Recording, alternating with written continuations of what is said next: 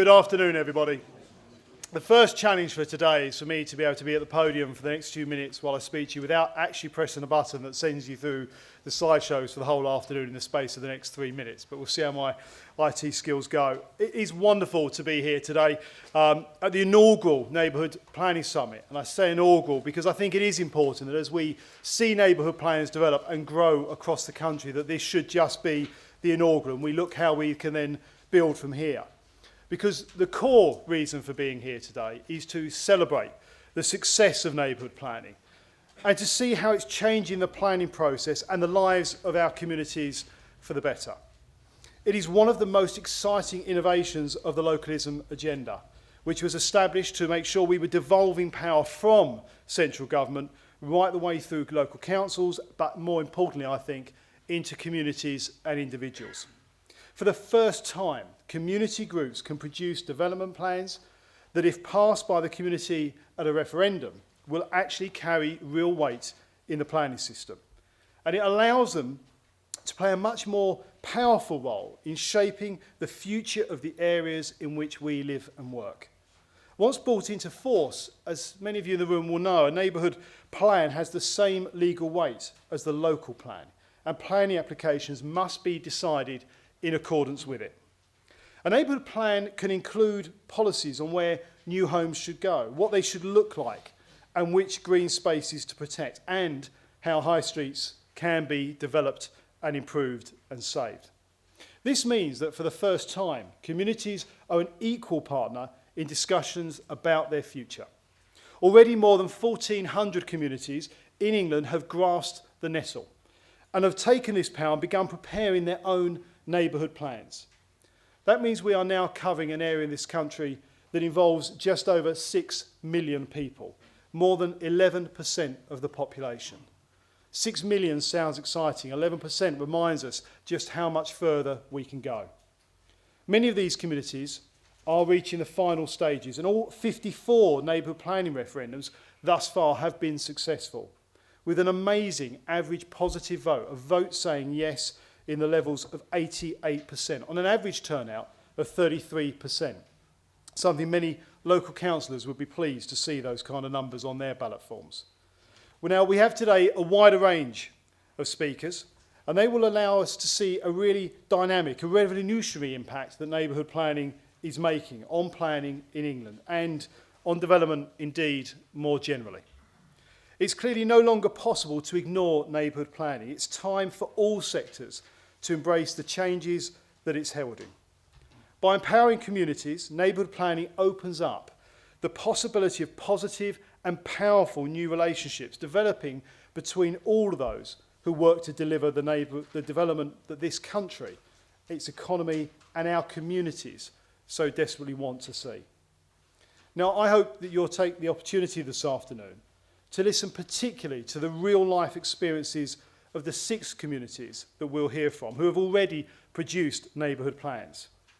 They are the vanguard of this revolution and a brave one, the people who went first and took the lead, because they took up neighbourhood planning before anybody had tried it, before many of us knew exactly how this would develop.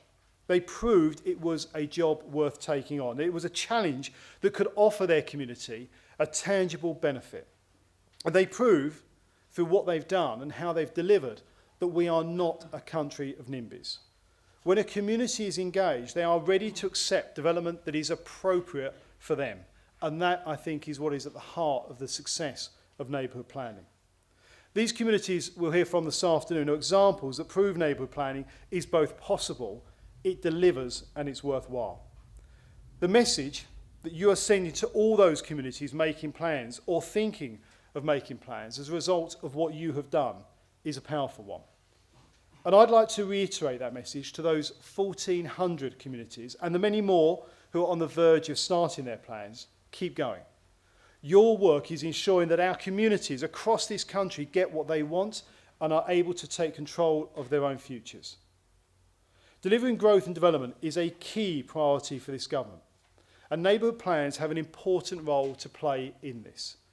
Communities can help shape development through a neighbourhood plan, but it is up to you to deliver that development. The fruits of collaboration are many. When goals are aligned and shared, so too are the rewards. Survey results show that 2/3 of local people are more supportive of development when given the chance to be part of shaping how it will be. The stories we hear today will demonstrate the truth of this. Let me just give you one example that highlights my point around this country not being one of NIMBYs. In Woodcote, we will hear about the neighbourhood plan that turned around the community's attitude to development quite dramatically. Where once 70% of the residents opposed any new homes, their plan allocates sites for 70 new houses. And it had the support of 91% of the village. In Winsford, the community did not just accept development and the 3,000 homes the local plan allocated to them, but chose, in fact, to increase that total by a further 200. And that story isn't unique. These plans are now made into law and are being used to make decisions in planning applications. Their policies, clarity and certainty are being given to developers as a result, ensuring that planning applications that work with the neighbourhood plan can be passed smoothly and easily. No longer do we have a planning process that has to be characterised by friction, anger and a sense often of exclusion. It can now be categorised as we move forward with neighbourhood plans as one of collaboration with mutually developed local goals. And we will hear also today from developers who have realised the opportunities that neighbourhood planning offers to them and who have seized them. Grosvenor and the Commercial Estates Group are leading lights in this respect. And we will hear the latter's experiences of working with the Tame Neighbourhood Plan and their successful applications to develop homes and sites identified by the community. That is what neighbourhood planning is about. A chance for the interests of both communities and developers to be recognised, aligned and realised. We need more developers to follow this lead, to work with local communities, to be aligned and to work together. It is firmly in their interest as well as the community's interest to do so. And today's speakers will show that it's not just communities and developers that must work together to make neighbourhood planning come to its full potential. We'll hear from councillors at Broadland District Council about the great work they're doing to encourage new communities to take up neighbourhood planning and to support them through the process. And as a Norfolk MP, I will claim absolute interest and pleasure to see it happening in Norfolk. There are now 3 made plans in that district alone, which is the second highest total in the country. So as a Norfolk MP, again, I say Norfolk leading the way. The local authority does have a vital role to play in providing communities with that expert advice and guidance. And it is clear when I go around the country where communities are working with a really proactive district council to develop their neighbourhood plans in tandem and together. And that support can help make crucial decisions in a timely fashion. A neighbourhood plan cannot progress without a good working relationship across the organisations. We'll also hear today from my colleague Nick Herbert, who will show that members of Parliament have a huge role to play in championing local communities and ensuring that they know how best to address their concerns, to ensure that they're empowered and that their views are represented at the very highest levels. And with 19 designated neighbourhood planning areas in his constituency alone, he should know better than most. Businesses are another key sector with which communities should engage when preparing a neighbourhood plan. Successful businesses are at the heart of successful communities and can be a vital part in ensuring their growth and their development. Businesses in London, Liverpool, Manchester and elsewhere have understood this and are currently leading the development of neighbourhood plans, as I've seen for myself over the last few weeks. This is the kind of support at all levels and across all different sectors in our communities, where we can see communities coming together and recognising the need to be integrated into the planning process and to have their voices heard in the conversation about the developments that we're going to see. It's a conversation that directly affects their future, and it's not right that they were once excluded from it. But neighbourhood planning is addressing that injustice and making the planning process about those to whom it matters most. It's not a barrier to growth or development, but it's a path to better and more development. And even more importantly, perhaps, it's the path to the right kind of development, the kind that benefits everyone and involves everyone. And what I'm describing, and what you will see and hear about this afternoon, is a quiet revolution. It's a quiet revolution that's progressing at pace, and it's growing noisier. Just last week alone, 2 more plans were passed through a referendum, and this week we expect to see another 6. All these plans complete the process so others can begin it, with 19 new communities designated as neighbourhood planning areas. Today, you will hear many reasons why we as a government are committed to supporting, simplifying and improving the neighbourhood planning process. We want to see even more communities being empowered and to see them working even more closely with all sectors within their communities.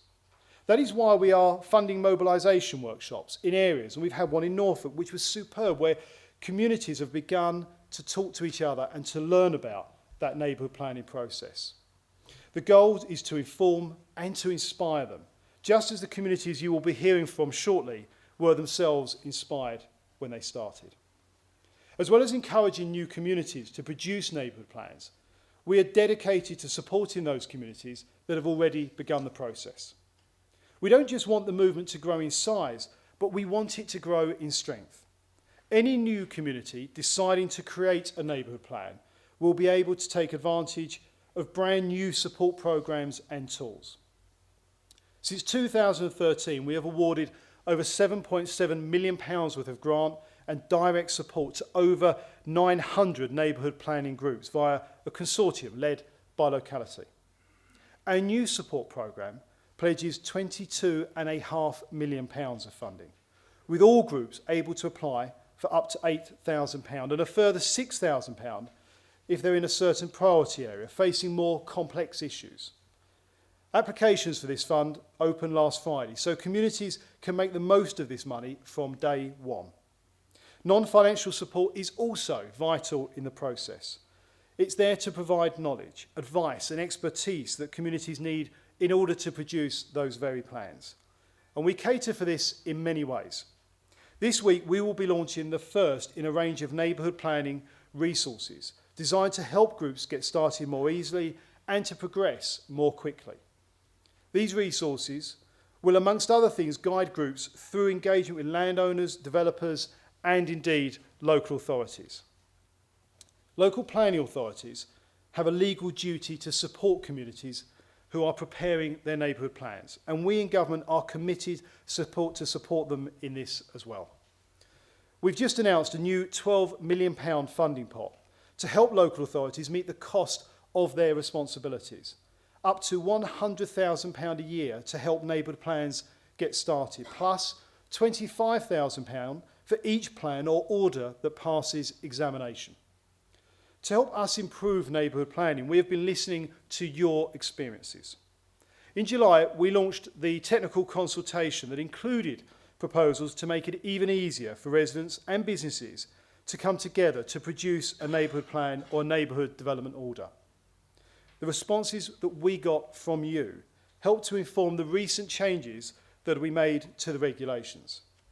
These will reduce the uncertainty in the process, as well as speeding it up by introducing a time limit, for example, for local authorities to designate a neighbourhood planning area.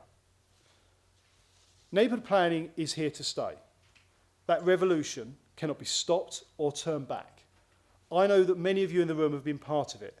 I hope that we will all be able to ensure that more people across our country will be able to take part in it as we go forward and develop more exciting neighbourhood plans for our country.